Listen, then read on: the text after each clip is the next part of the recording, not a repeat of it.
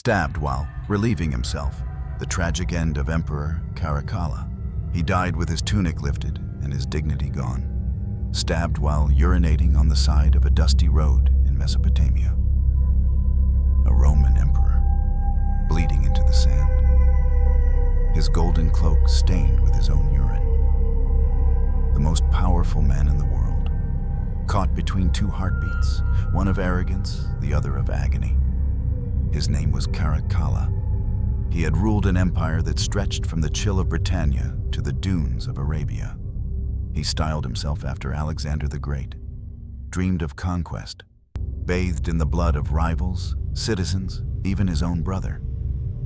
And yet, in the end, there were no trumpets, no final speech, no last embrace, only a sharp dagger, a silent bodyguard turned traitor, and the hot sun burning over a man who thought himself divine, now twitching in his own shadow.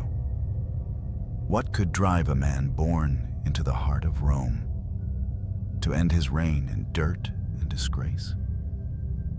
Today, we peel back the marble mask of history to reveal the festering wounds beneath, not just of a man, but of a world that devoured him. This is not the story of a noble ruler. It's the story of a boy who wanted to be Alexander, but died as Cain. This is the tragic end of Emperor Caracalla. He was born in Lugdunum, modern-day Lyon, in 188 AD. His name at birth was Lucius Septimius Bassianus, but history would remember him differently, not for how he entered the world, but for how he tried to conquer it. From the moment he could walk, Bassianus was not raised as a child, but as an heir.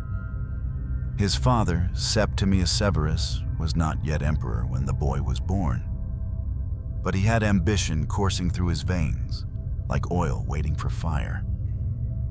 His mother, Julia Domna, was a Syrian princess. Brilliant, cultured, and shrewd, she was not just a noblewoman. She was a strategist, a scholar, and perhaps the last person in the imperial palace who would ever truly understand her son. The young Bassianus lived in a palace of marble and silence. There were games, yes, but never laughter. There were tutors, but rarely joy.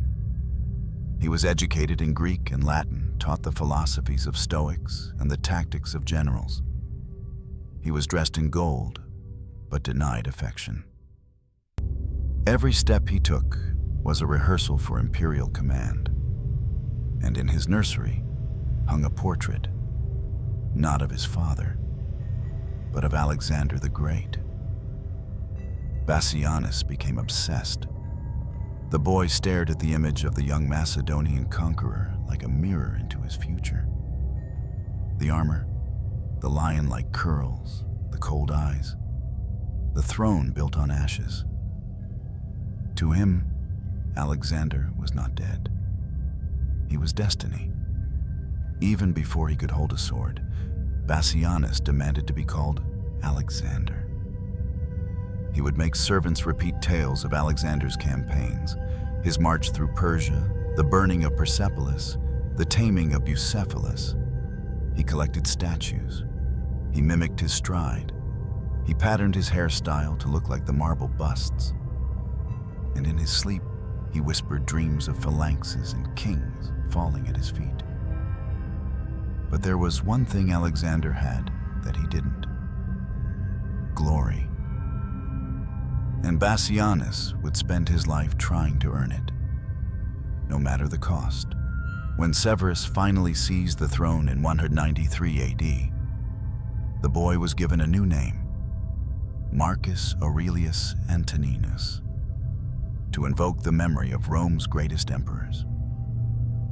The name Caracalla, from a Gallic cloak he wore constantly, would come later. But even as his titles grew, so too did the void inside him. He was named Caesar at age 7, co-emperor at age 10, crowned in name, but never in confidence, because beside him, always stood his brother, Geta. The empire saw two brothers, but Caracalla saw only one future, his. From an early age, he bristled at the idea of sharing. He once demanded Geta be locked out of imperial ceremonies. At another, he threw a golden plate at his sibling's face during dinner. But behind the tantrums was a deeper fear, that he would be overshadowed, not by Alexander this time, but by his own blood. Julia Domna tried to soothe the division, but she could not stop the rot that had already begun. At age 14, Caracalla joined his father in military campaigns. He rode with legions through Britannia, watched his father crush rebellions, and heard firsthand the screams of war. He saw villages burned in his name before he even knew the meaning of conquest. He began wearing armor he could barely lift, barking orders with a boyish voice that cracked from ambition. It was there, in the forests of northern Britain, that Caracalla's mask began to form. No more smiles, no more doubts. Just coldness, precision, and silence. One general remarked that Caracalla stared at campfires for hours, whispering to himself in Greek, reciting the speeches of Alexander. Others noticed his short temper, his sudden bursts of rage when contradicted, his violent dreams that made him scream at night. The seeds of a tyrant were not born. They were cultivated by expectation, by comparison, by legacy too large for one boy to carry. By the time Severus lay dying in 211 AD, Caracalla was no longer the bright-eyed child in the nursery.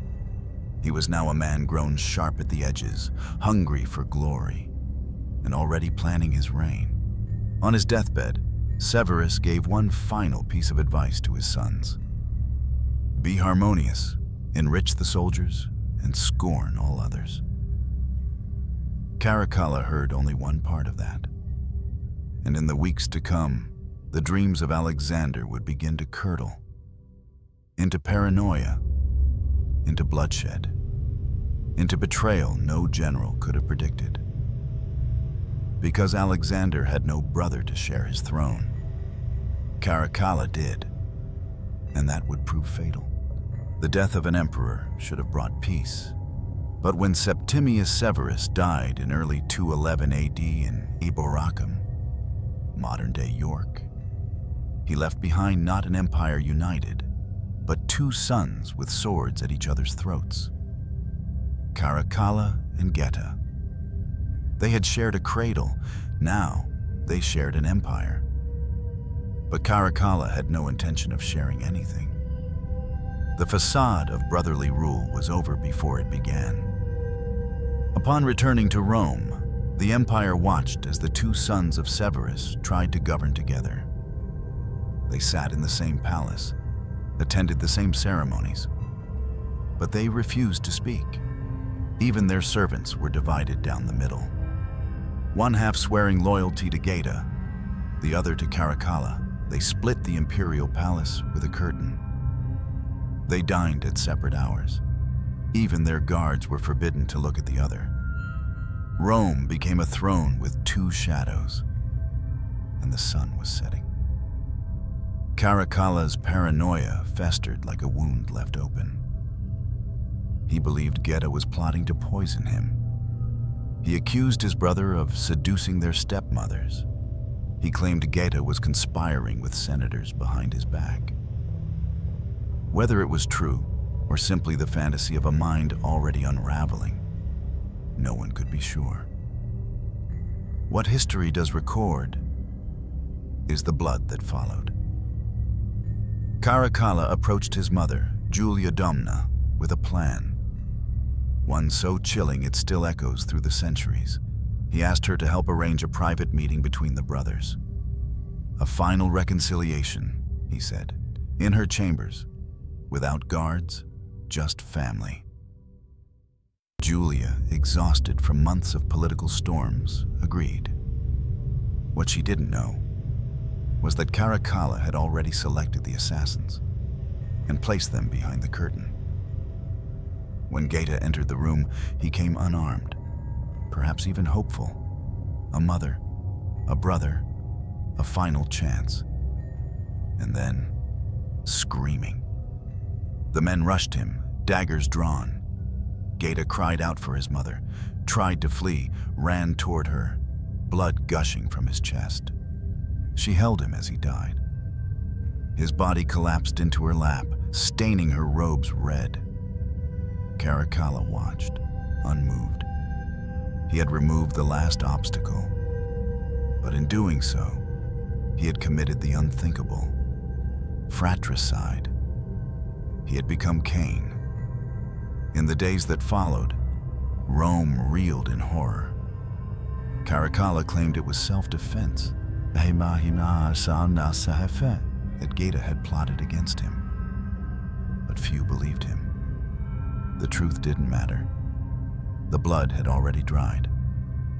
What came next was not grief, but purge. Anyone suspected of sympathizing with Geta was executed. Friends, advisors, guards, teachers, even slaves. Historians estimate as many as 20,000 people were killed in the weeks after Geta's murder. The baths ran red. The Tiber overflowed with corpses. And Julia Domna? She was ordered to remain silent. Her son's blood had barely cooled on her lap when Caracalla made her resume court duties. The city trembled. Statues of Geta were defaced. His name scratched from monuments, his face chiseled off coins. His memory, damnatio memoriae, was sentenced to oblivion. But memory lingers in whispers. And Rome whispered, Caracalla killed his brother in his mother's arms. He did not deny it. Instead, he embraced the role of absolute ruler. No more shared authority, no more compromise. The empire was his, and so was the fear. And yet, the victory tasted hollow. Caracalla began to see shadows where there were none. He would walk the halls of the palace alone at night. He ordered guards to check his food a dozen times before each meal. He refused to sleep in the same room twice. And above all, he began to see Geta. Reflections in mirrors, figures in doorways, footsteps behind him when he was alone. One night, it is said, he awoke screaming, claiming Geta stood at the foot of his bed, drenched in blood, pointing. From this point on, Caracalla would never be the same.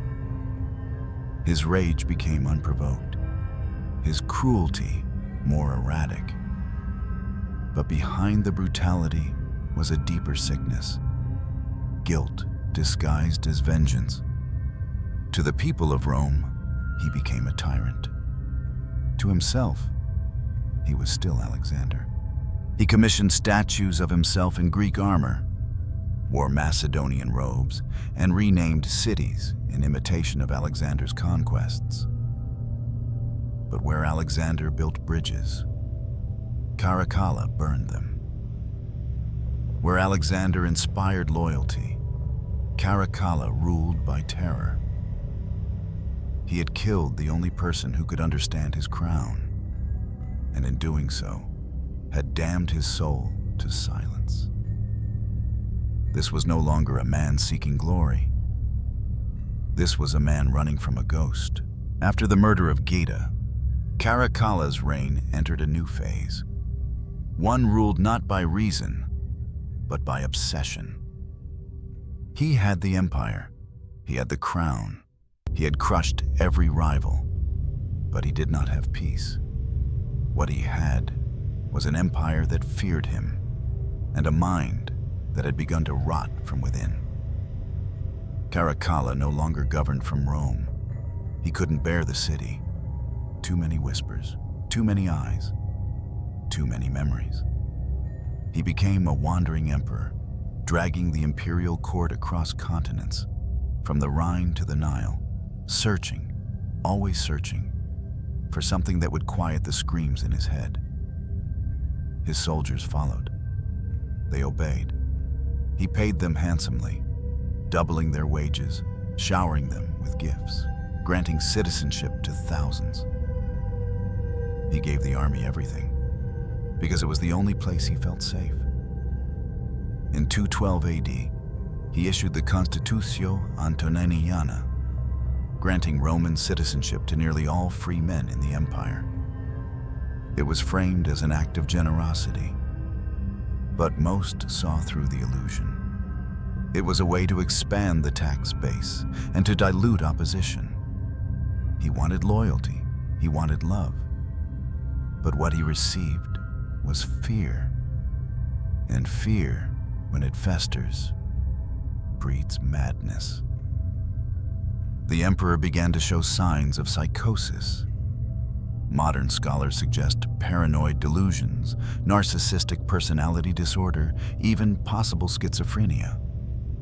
His fits of rage became more frequent, often sparked by the smallest offense, a poorly spoken word, a glance that lingered too long. He stopped trusting his advisors. He sent spies into temples, into homes, into barracks. He would accuse senators of treason with no evidence, only gut instinct.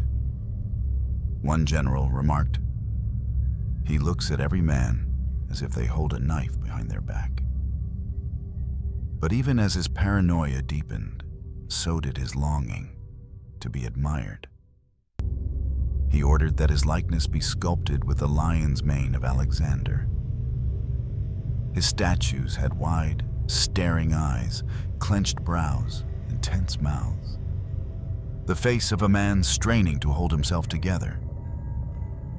He would pose for painters with one hand lifted, like the Macedonian conqueror. Coins were minted, bearing the image of Alexander beside his own. Equal in glory, he insisted. He visited the tomb of Alexander in Alexandria, Egypt. He brought offerings. He wept at the grave. And then, he ordered a slaughter of the city's youth for mocking his appearance. It was not homage. It was envy with a dagger's edge. He saw himself not as emperor of Rome, but as the heir of Greece, a reincarnated warrior king destined to surpass even Alexander's glory. But Alexander died at 32, and Caracalla was aging. The image in the mirror no longer matched the statues. His hair was thinning, his face hardened by years of campaign. He suffered from chronic illness. Some accounts describe stomach pain, insomnia, migraines, and ulcers that bled. His court physicians applied poultices of crushed opium and wine. They burned herbs at his bedside. But nothing cured the affliction, because it was not just his body that was sick, it was his soul. The more pain he felt, the more he lashed out. He had entire villages burned for withholding taxes. He slaughtered nobles who refused to address him as God. He had prisoners sewn inside dead animals and thrown to jackals. Yet amidst the horror, there were moments, strange, disarming moments, when the emperor revealed something achingly human. One night, on the banks of the Euphrates, a soldier found Caracalla alone, kneeling by the water, humming a lullaby. A Syrian song, one his mother used to sing. When the soldier approached, the emperor didn't yell. He simply whispered, "She used to hold us both before the silence." Then he stood, wiped his eyes, and returned to camp. It was in these rare glimpses that the world saw what Rome had forgotten. Caracalla was not born a monster. He became one, chained to the throne by ghosts. The desire to be loved, to be admired like Alexander, to be remembered like Augustus, consumed him. But where others built bridges to earn affection, Caracalla burned everything in his path. His love was twisted, violent, desperate. He once fell in love with the wife of a senator. When she refused him, he had the senator executed, forced her into marriage, and, when she took her own life, declared her a traitor and erased her name from records. Love was not something he received.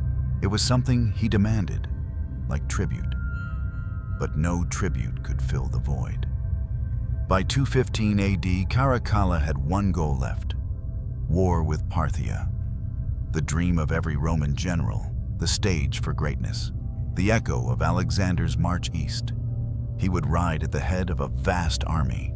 He would conquer Mesopotamia. He would be immortal. But the gods had other plans, and death was already following, quietly, patiently, like a shadow just behind the saddle. By the time Caracalla reached his mid-30s, his body was beginning to betray him, just as his mind already had. The man who once galloped through forests in shining armor, calling himself the second coming of Alexander, now moved slower, breathed heavier, and winced when mounting a horse. His physicians, terrified to speak too plainly, whispered of imbalance of the humors, of cold bile invading the gut. But their powders and poultices did little to soothe him. The pain came in waves, sharp, twisting agony in his stomach, sometimes lasting hours. He would bend over in the middle of military briefings, clutching his side, sweat pouring down his face. He stopped eating. He lost weight rapidly. His eyes turned yellow from liver strain. His hands trembled when he wrote. But he refused to acknowledge weakness. Alexander had died young, yes, but never frail. So Caracalla hid his symptoms behind silence and fury. He punished the weak, as if doing so would deny his own decay. Soldiers who limped were executed for cowardice. Servants who coughed near him were burned with heated coins as purgation. He surrounded himself with astrologers, exorcists, and foreign priests. Anyone who promised him immortality, or at least the illusion of it. The imperial tent became a bizarre sanctuary. Goat blood was poured on his armor. He wore talismans made of lion teeth and bronze nails. He ordered nighttime rituals where dogs were sacrificed under moonlight to cleanse the emperor of shadow. One of his generals wrote in a private letter, "He is no longer with us in spirit." His eyes look through men, not at them. He speaks to ghosts. He believes the stars conspire against him. Even his face was changing. The once tight jaw and defiant eyes were now sunken, the cheeks hollow. His lips were pale, cracked, his tongue swollen. He rarely bathed, believing the water carried bad spirits. His once beloved Caracalla cloak hung off him like a burial shroud. He began to stink, not the smell of sweat or battle, but of infection, of something rotting from inside. And yet, he marched on. His dream was now fixed, a Parthian conquest, the Eastern campaign that would define his reign. It was the war he believed would place his name beside Alexander's. But even the omens began to resist him.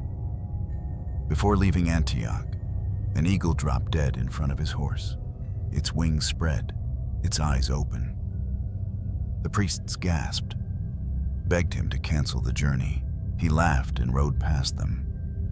On the banks of the Tigris, his horse collapsed beneath him, its legs snapping with a sickening crack. He screamed, accused his stable hands of treason, and had them whipped until they bled. But none of it soothed the unease that clung to him like a second skin. He began seeing Geta again, not just in dreams, but in crowds, in shadows, in the flame of candles at night. Once, while inspecting a guard camp, he fell to his knees and whispered, "Tell him I didn't mean to do it. Tell him he understands." The soldiers said nothing. They feared him. They pitied him. Some even began to loathe him. And Macrinus, his Praetorian prefect, saw it all. A calculating man, Macrinus watched the emperor's decline with growing interest. He had risen through the ranks not by blood, but by patience. He knew that a sick emperor was a vulnerable one, and Caracalla had made many enemies, including within his own inner circle. But the emperor was blind to danger. He believed himself protected by the gods, by soldiers, by destiny. He believed no Roman would dare strike him, and he believed Alexander was waiting. In his last weeks, Caracalla became obsessed with astrological timing. He demanded horoscopes be read every morning. He refused to travel unless the stars aligned. He carried a chart drawn in gold ink, detailing the exact moment he believed victory would be his. But victory never came. Only vomiting, only fever, only isolation. On the final morning of his life, Caracalla emerged from his tent with sunken eyes and trembling legs. He wore ceremonial armor, though it hung loosely from his thinning frame. He rode out with a small group toward a temple, and along the dusty road, he stopped. His bladder aching, his body fragile. He dismounted, walked a few steps away, and, alone, vulnerable, exposed, relieved himself into the dust. And it was there, in that most human of moments, that death approached. Quietly, efficiently, dressed as a man he trusted. But that is for the next chapter. The sun blazed high over the Mesopotamian plain. It was April 8th, 217 AD. And though Caracalla's army stretched across the land like a field of iron, he had never been more alone. Everywhere he turned, he saw betrayal. Every voice, a whisper. Every glance, a threat. He no longer trusted his generals, not even his Praetorian prefect, Macrinus, the man who slept closer to him than any friend or wife.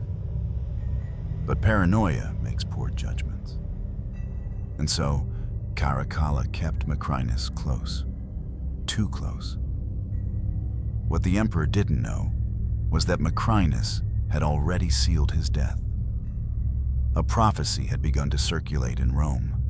A Sibylline verse, "He who bears the name of Marcus shall fall by one without noble blood." Macrinus, once a mere bureaucrat, knew that he fit the curse. And worse, a soothsayer had told him that Caracalla would soon order his execution. He couldn't wait. He wouldn't die a servant. And so, Macrinus whispered into ears, carefully, methodically. He found a man named Julius Martialis, a soldier with a grudge. Caracalla had recently denied him a promotion and humiliated his brother in front of the troops. Martialis didn't need convincing, and so a dagger was readied, oiled, hidden, and the hour was chosen, the moment when the emperor was most vulnerable. That morning, Caracalla rose before dawn, pale and coughing. He donned his ceremonial armor, dented from age, polished only in the front. His eyes were red-rimmed, his lips cracked. He refused breakfast, drank watered wine, and mounted his horse in silence. The procession was small, only a few bodyguards. He was heading to a temple near Carrhae to make offerings before launching his grand campaign into Parthia. He had already seen the stars. They told him glory was close, but no one told him death would wear the face of his own empire. As the column moved across the dusty plain, Caracalla suddenly raised his hand. He needed to relieve himself. He dismounted slowly. His legs trembled beneath him. There was no canopy, no guard wall, just open earth and silence. He stepped off the road, a few feet into the dust, and began to urinate. His back turned to the escort, his head tilted down. That was the moment. Julius Martialis approached from behind, quietly, quickly, his footsteps swallowed by the wind. In his hand, a dagger sharpened not for ceremony, but for silence. Caracalla had no time to turn, no final words, no plea, just a sharp, clean thrust between the shoulder blades. Some accounts say he groaned, others say he gasped. But no one remembers the exact sound, only the look in his eyes when he fell. The emperor collapsed into the sand, face first, his golden cloak soaked in urine and blood. A trail of life leaking from his body, steam rising from it under the sun. It was a death unworthy of his dreams, but perhaps perfectly fitting for his deeds. The bodyguard stood stunned. Martialis tried to run, but he was cut down immediately. Too late. The act was done. Caracalla, the son of Severus, the self-proclaimed Alexander of Rome, was dead. Murdered while urinating, stabbed in the back by one of his own. The imperial camp fell into chaos. For hours there was no clear order, no successor. And then Macrinus stepped forward. He claimed to have no knowledge of the plot, only grief in his heart. But within days, he was crowned emperor. The first man to become emperor without noble blood. The prophecy had come true. Some wept, some cheered. Many simply stared, too used to blood by now to feel anything. Julia Domna, Caracalla's mother, was not in Mesopotamia. But when word reached her, she refused food, tore her clothes, and locked herself away. Within months, she would die too. Of starvation, despair, and a broken mind, but Caracalla's death brought no healing to the empire. Because even in death, his name cast a shadow. The man who ruled through fear had left fear in his wake. Governors hesitated to trust the new emperor. The army mourned, not because they loved him, but because he paid them well. Some soldiers carried locks of his hair in amulets. Others painted crude icons of him, praying to him in secret like a fallen god. Even those who hated him couldn't forget him, because Caracalla had burned his image into the marble of Rome, sometimes in gold, sometimes in blood. And now that image had fallen. Not in battle, not on a throne, but in dirt, with his body exposed, face in the sand, dignity gone. The tragedy wasn't just in how he died. It was in what he had become. He once dreamt of glory. He died without grace. There was no funeral procession, no golden pyre, no triumphal arch.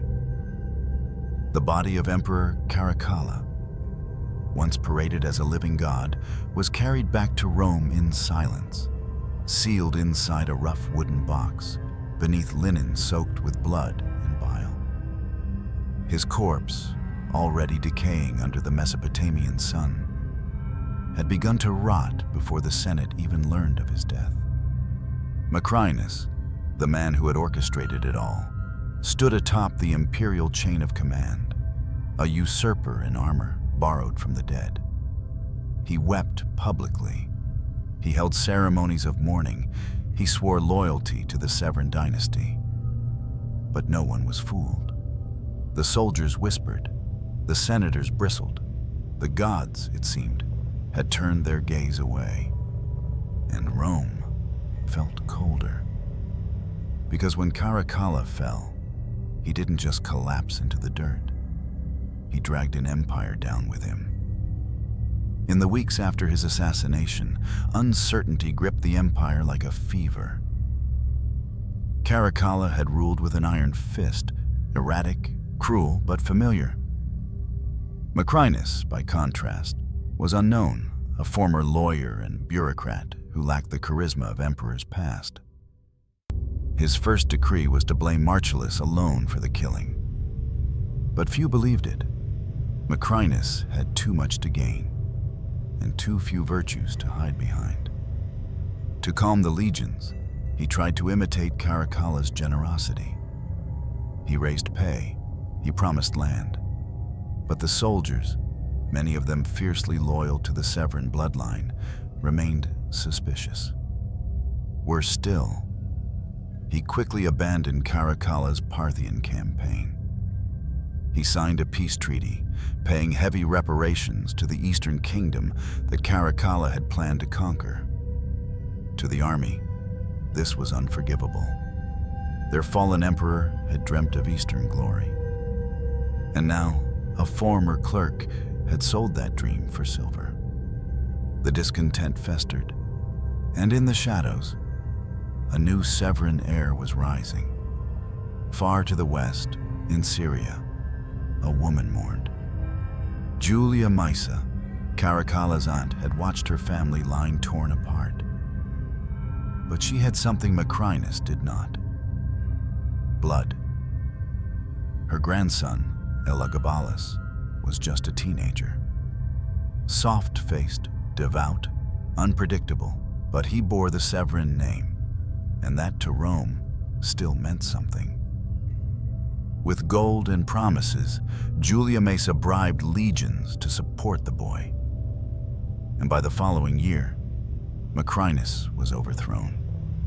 He fled in disguise. He was captured, and then executed. Beheaded like a common criminal, his head thrown into the river. Rome had rejected the outsider. But what came next was not salvation. Elagabalus would be emperor, but not a savior. He brought scandal, chaos, and confusion. A boy priest who wore women's robes and declared himself the bride of a god. The empire did not stabilize, it spiraled. Because Caracalla's death had not cured Rome, it had only torn off the bandage. As the years passed, Caracalla's memory began to mutate. He was denounced as a fratricide. Historians compared him to Caligula, to Nero. He was labeled mad, cruel, possessed. But others remembered differently. In the far provinces, his name became a symbol of strength, even divinity. He was worshipped in some temples as a demigod. Soldiers kept his coin with them before battle, believing his wrath would shield them. And though the Senate tried to erase him, tried to drown his legacy in ink and condemnation, his face endured, etched in marble, struck in silver, painted in blood. Because Caracalla had done what all tyrants do, he made himself unforgettable. But there is a deeper tragedy here. Not just in the blood he spilled, not just in the way he died, but in what his death revealed about the empire itself. Rome had become addicted to fear. It no longer demanded virtue from its rulers, only power. And Caracalla, for all his madness, had mastered that language. He ruled by terror. He bought loyalty. He painted glory in the blood of his enemies. And when he was gone, no one knew what to believe in anymore. The emperor had died, but the sickness remained. The sickness of absolute power. The sickness of identity tied to conquest. The sickness of a world that feeds on violence to feel alive. Some say Caracalla died like a dog. Others say he died like a god, betrayed by mortals too small to see his vision. But most simply remember the silence that followed. The emperor's voice, once echoing across battlefields, was gone. No more decrees, no more threats, just wind across the desert and the stain he left on history. History does not remember in straight lines. It remembers in fragments, in myths, in wounds that refuse to close. And Caracalla's name, carved deep into the flesh of Roman memory, has never healed. He has been called many things: a murderer, a madman, a false Alexander. Some in ancient chroniclers compared him to Caligula, to Commodus, to the worst Rome had birthed. The 3rd century historian Cassius Dio, who lived through part of Caracalla's reign, wrote with disgust, "He was savage in every way, and the acts he committed were beyond what even beasts would endure."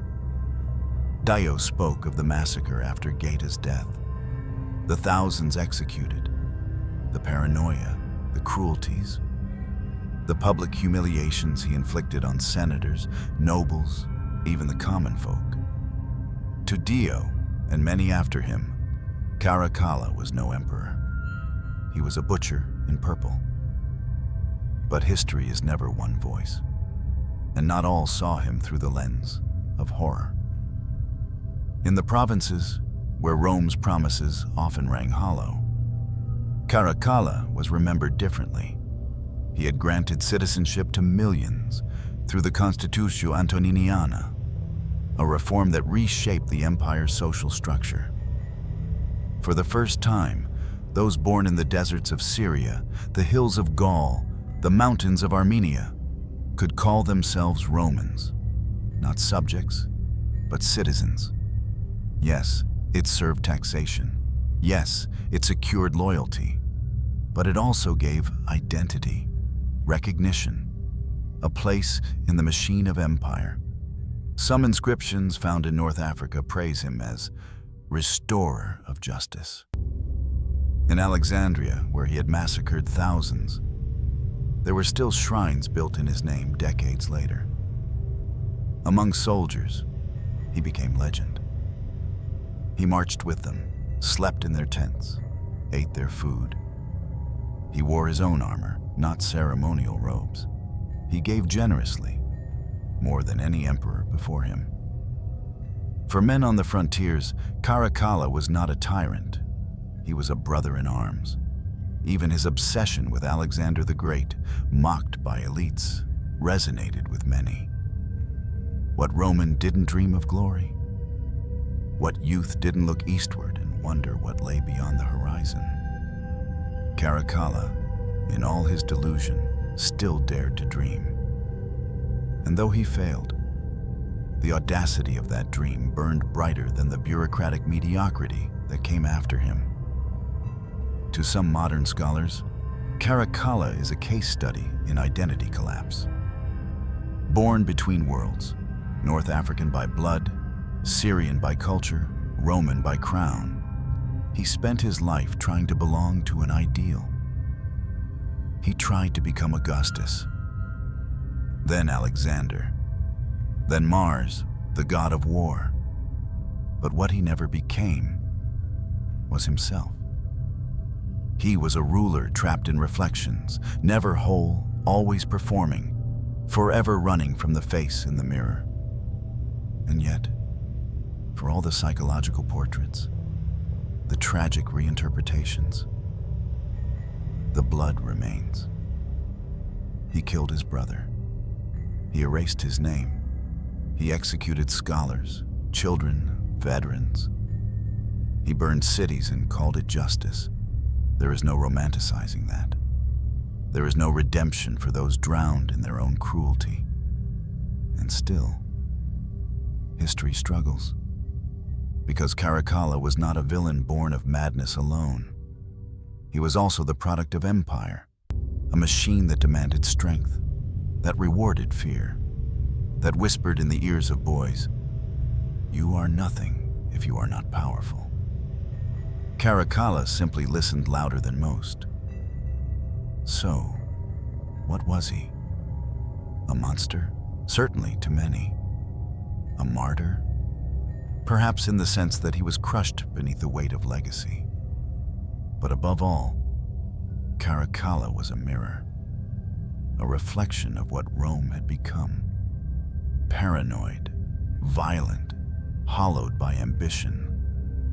He didn't destroy the empire. He merely revealed what was already decaying beneath the marble. His reign, in all its gore and grandeur, was Rome laid bare, its glory and rot intertwined. The Senate tried to erase his name. The scholars tried to dissect his mind. The soldiers tried to keep his ghost alive. But history never quite knew what to do with him. Because Caracalla was not the worst, nor the best. He was exactly what power without restraint becomes. And in that, his tragedy is not just Roman, it's human. They buried him far from where he died. The bloodied, bloated body of the emperor was carried westward, wrapped in linen soaked through with decay. By the time it reached Rome, the stench had become unbearable. It was said that the undertakers refused to open the casket. His face, once carved into marble across the empire, was too ruined to show. And yet, for a man so feared in life, there was no triumph in death. There was no state funeral, no 7-day mourning, no golden urn in the Pantheon. Instead, his bones were quietly placed within the mausoleum of Hadrian, the same tomb that held other emperors, but with no fanfare, no carved inscription. His name, Marcus Aurelius Antoninus, was not etched in honor, but whispered in shame. Even in death, the Senate could not agree what to do with him. Some demanded damnatio memoriae, the complete erasure of his name from history, the same fate he had inflicted upon his brother Geta. Others resisted.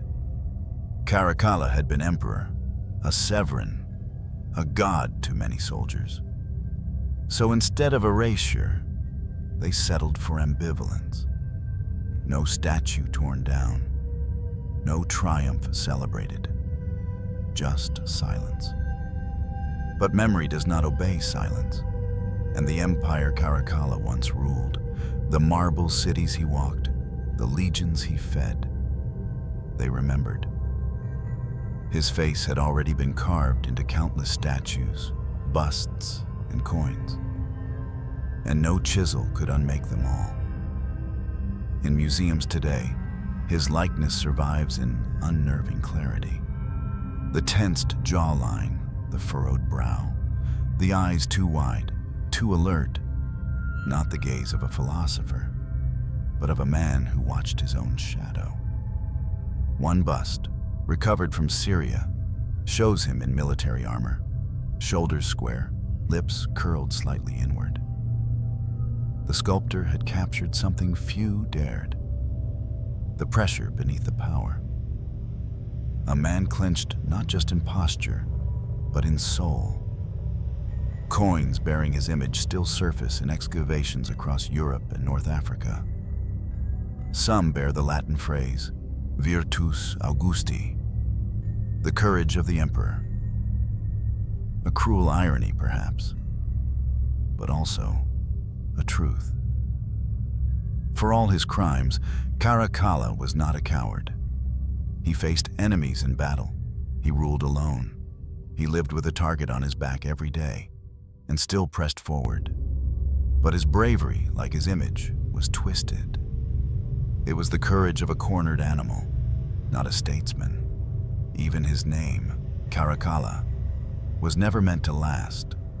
It began as a nickname, derived from the Gallic tunic he wore obsessively, a common garment, unroyal, plain. And yet, that is how history remembers him, not by his imperial name, not as Marcus Aurelius Antoninus, but as Caracalla, a name borrowed from cloth draped in blood. the cloak outlived the crown. But perhaps his most haunting legacy is not marble or coin, but a single stone slab in modern-day Turkey. On it, inscribed in weather-worn Greek, are the words, "To the divine Antoninus, destroyer of tyrants, lover of soldiers." It is unsigned. We do not know who carved it. A loyalist, a hopeful dreamer, a soldier who felt seen? But it remains, centuries later, a contradiction carved in stone. Caracalla, the destroyer. Caracalla, the protector. Caracalla, the man who killed his brother and fed an empire. And then there is the image he never got to control. The memory of his final moment. Not the statues, not the coins, but the story whispered in every corner of Rome. He died while urinating, stabbed like a dog in the dust. This became his true monument, not built of stone, but of scandal. Fathers told it to sons. Historians copied it into scrolls. Poets turned it into metaphor. The emperor who emptied his bladder and was emptied of life. It echoed through taverns and temples, drawing gasps and laughter alike. The mighty had fallen, not on the battlefield, but on the roadside, exposed, mortal, and humiliated. That image, raw, grotesque, unforgettable, did more to define Caracalla than any edict or monument ever could. Because in that final moment, he became human. Not a god, not Alexander, not a ruler, just a man. And all men fall. So what remains of Caracalla? A bust in a museum, its marble cheeks cold and impassive. A coin buried in dust, traded by merchants who never knew his name. A stone slab, cracked by time, that still calls him divine.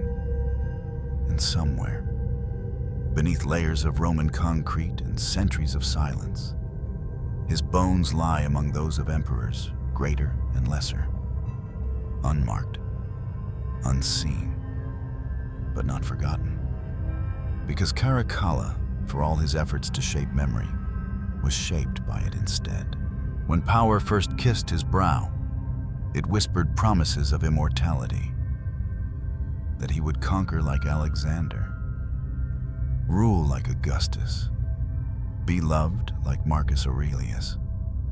But it lied, because power never gives without taking more. And by the end, Caracalla was not remembered for what he built, but for what he destroyed. He destroyed his brother. He destroyed the trust of his people. He destroyed the very soul of Rome's ideal. And in doing so, he lost something even more precious than legacy.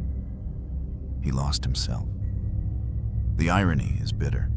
Caracalla was raised on the words of philosophers, tutored in Stoicism, the Roman gospel of restraint. He read Epictetus, quoted Seneca. He even carried the meditations of Marcus Aurelius into battle. But he learned the words without digesting the meaning. He could recite, "Waste no more time arguing what a good man should be. Be one." Yet he wasted his life pretending to be a god, pretending to be Alexander, pretending that conquest could heal an inherited wound. What Caracalla never realized, what perhaps Rome itself forgot, is that empire does not fill the soul. It hollows it. He began as a boy who longed to be admired, but admiration turned to craving. And craving, unchecked, becomes a kind of madness. His acts of violence weren't always strategic. They were often emotional. Spasms of power used to silence his own inner scream. He didn't kill Geta because it strengthened his rule. He killed Geta because his reflection made him feel small. He didn't slaughter Alexandrian youths because they threatened him. He slaughtered them because they mocked the fantasy he had built of himself. In many ways, Caracalla's reign was not a reign. It was a performance. And like all performances, it had a fragile center. Because once the mask slips, there is only a face. And his was twisted by grief, insecurity, and a loneliness few could understand. Even those who hated him rarely called him stupid. Caracalla was not a fool. He was educated, observant, and capable of insight. But power warped his intelligence into paranoia. Instead of seeing the world clearly, he saw it through a blade's edge. Everyone a rival, every voice a threat. He surrounded himself not with honest men, but with flatterers and fanatics. People who fed his delusions instead of challenging them. People who bowed low even as they sharpened knives behind his back. Macrinus knew. The Senate knew. Even the soldiers knew. Caracalla had become brittle, and brittle things break. But what of Rome? What did it lose? Caracalla's assassination didn't bring renewal. It brought fragmentation. After him came pretenders, boy emperors, priest kings. The dynasty he belonged to, the Severans, soon collapsed under its own weight, choked by blood feuds and scandal. Within decades, Rome would fall into the crisis of the 3rd century. An age of civil war, barbarian invasions, and economic ruin. More than 20 emperors in 50 years, most dying violently, few leaving anything behind but ashes. In many ways, Caracalla's fall was the first crack in the wall. The moment when imperial power no longer meant stability, but danger. He didn't cause the empire's sickness, but he made it visible. His rule exposed how fragile it all was, how a single man, haunted by dead gods and unmet expectations, could shake the pillars of the known world. And yet, there is one last echo. Some historians argue that Caracalla, despite everything, believed he was doing good, that his violence was necessary, that his reforms were acts of justice, that his cruelty was a tool for unity. Delusion? Perhaps, but it's a familiar one. Because how many leaders throughout history have held power in one hand and blood in the other, convinced they were building something great? Caracalla may have failed. But his failure is not his alone. It is Rome's. It is ours. The philosopher Marcus Aurelius once warned, the soul becomes dyed with the color of its thoughts. Caracalla's soul, by the end, was black with grief, red with blood, and gray with longing, not for gold, not even for power, but for peace. A peace he never found, because it cannot be taken, only made. And Caracalla, raised among blades, only ever learned to cut. So what did power take? It took his brother. It took his mind. It took his humanity. And in the end, it took Rome's innocence with him. When history remembers emperors, it often remembers their victories. Augustus brought peace. Trajan expanded the borders.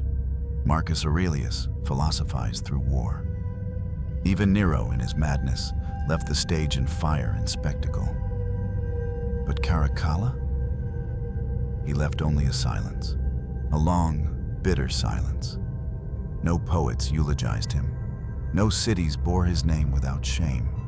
No triumph survived the blood on his hands. And yet, he endures. Because Caracalla's story is not just about power.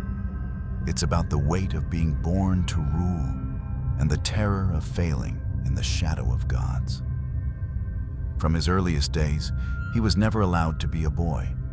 He was molded to be an heir, draped in prophecy, trained to perform the posture of an emperor before he even understood the word.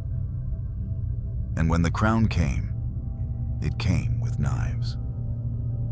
Not just in the hands of enemies, but in the mirrors that surrounded him. In the memory of Alexander, in the presence of Geta, in the quiet eyes of his mother. He did not wear the laurel. He wore grief, dressed it in purple, and called it authority. And the empire let him, because Rome, by that point, had learned to prefer fear over wisdom. As a storyteller, I returned to this man not to excuse him, but to examine him. Because in Caracalla, we see a tragic paradox. A ruler who killed love in pursuit of admiration. A man who demanded to be worshipped but could not look himself in the eye. A god in name, a ghost in soul. He wanted immortality. He got infamy. He wanted conquest. He got isolation. He wanted to be remembered, and he was, but never for the reasons he hoped. In his death, there is something almost poetic.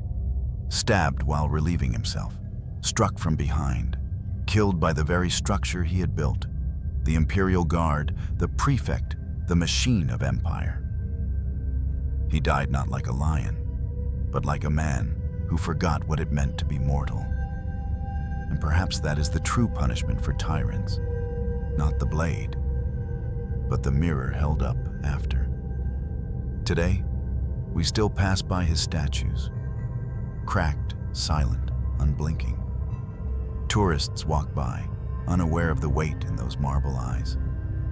But look closer, you'll see it. The strain in the lips, the tightness in the jaw, the loneliness etched into the stone. Not a ruler, not a god, but a man consumed by the dream of being more. And as we close his story, I offer no redemption, only recognition. Because Caracalla is not a relic of the past, he is a warning that power without self-knowledge breeds destruction, that violence justified by greatness leaves only ruins, that empires do not collapse in fire, they erode in silence, one man at a time. So the question is not, was Caracalla evil? The question is, what do we become when we mistake power for purpose?